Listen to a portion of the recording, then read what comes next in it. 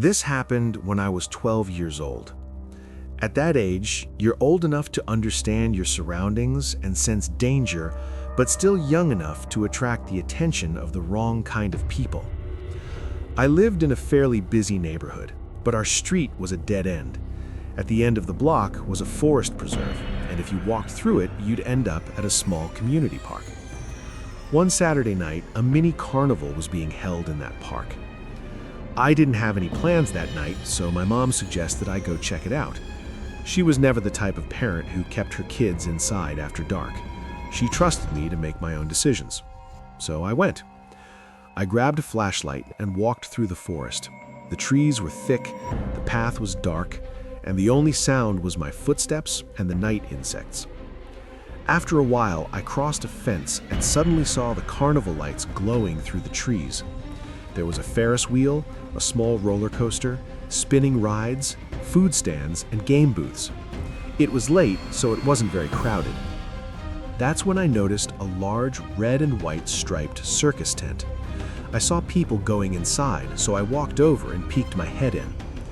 Inside, there were 4 rows of people sitting in front of a small stage. On stage were 3 clowns. One was riding a tricycle, one was juggling, and the third was dancing around in an exaggerated, silly way. Then the dancing clown stopped. He looked directly at me. Slowly, he skipped toward the edge of the stage and began waving his index finger, motioning for me to come closer. I couldn't tell if he wanted me to come into the tent or up onto the stage. Either way, I didn't want to do it. I backed away and walked off. A little later, I ran into a friend at one of the carnival games, and we hung out for about half an hour. Eventually, the carnival began shutting down, and people started leaving. I said goodbye to my friend and headed back toward the forest. As I reached the fence, I heard a voice behind me. "Hey." I turned around. It was the same clown, the one who had been waving me over earlier. He asked if I wanted to see the backstage area of the circus tent, saying there were a lot of cool things guests weren't allowed to see. I said no immediately and walked straight into the forest. As I walked, I kept looking over my shoulder. He wasn't following me. He was just standing there, watching me with that painted smile on his face, which somehow made everything worse. Once I was out of sight, I started running. I slowed down only when I felt sure he couldn't see me anymore. I didn't plan on telling my mom what happened. I was afraid she'd stop letting me go out at night. The walk through the woods was about half a mile. I was roughly 3/4 of the way home when I heard it again. This time, my stomach dropped.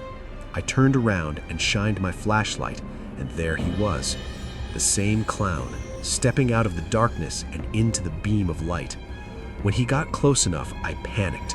I threw my flashlight at him and took off running toward my house as fast as I could. I could hear footsteps behind me. My chest burned and my legs felt like they were going to give out.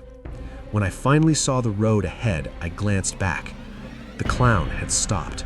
He stood there for a moment, then turned around and disappeared back into the forest.